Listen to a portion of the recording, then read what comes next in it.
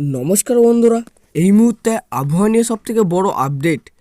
কোথায় কোথায় চলবে তাণ্ডব, বিস্তারিত জানতে হলে ভিডিওটি লাইক করুন এবং চ্যানেলটিকে সাবস্ক্রাইব করে পাশের বেল আইকনটি টিপে প্রেস করে আমাদের সঙ্গে থাকুন।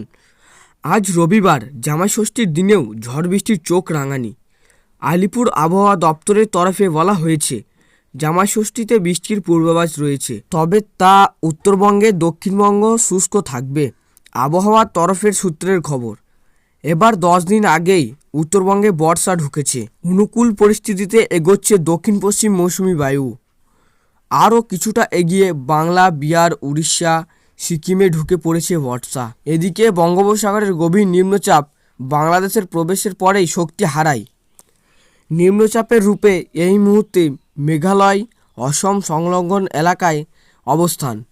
দক্ষিণবঙ্গে কলকাতা থেকে শুরু করে দক্ষিণের বিভিন্ন অংশেই আগামী 2 দিন ভারী বৃষ্টির সতর্কতা জারি করা হয়েছে, যা তালিকায় 2 চব্বিশ পরগনা, হাওড়া, হুগলি, বাঁকুড়া, বীরভূম, 2 মেদিনীপুর বজ্রবিদ্যুৎ সহ বৃষ্টিপাত হবে।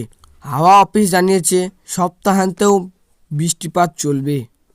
নিম্নচাপের প্রভাবে বিক্ষিপ্তভাবে ভারী বৃষ্টি হবে উপকূল ও বাংলাদেশের সংলগ্ন জেলাগুলিতে।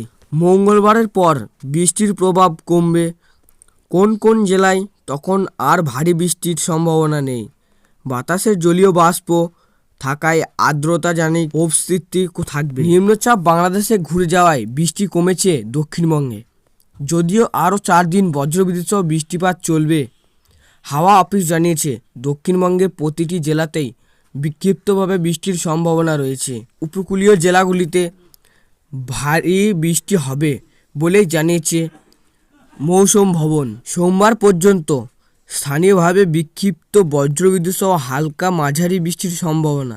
খুব সামান্য সময়ের সামান্য বৃষ্টির পূর্বাভাস, সঙ্গে হালকা ঝোড়ো বাতাস বইতে পারে। তাপমাত্রা বাড়বে। সর্বোচ্চ তাপমাত্রা 4 থেকে 5 ডিগ্রি সেলসিয়াস বাড়তে পারে বিভিন্ন জেলাতে। জুন মাসের প্রথম সপ্তাহে মঙ্গলবার থেকে দক্ষিণবঙ্গের বেশিরভাগ জেলাতেই শুষ্ক আবহাওয়ার সম্ভাবনা। গরম ও শুষ্ক আবহাওয়ার সঙ্গে বাতাসে জলীয় বাষ্প থাকাজনিত অবস্থিতি ভোগাতে পারে। এই ছিল আজকের আবহাওয়া খবর। ভালো লাগলে লাইক করবেন, চ্যানেলটিকে সাবস্ক্রাইব করবেন।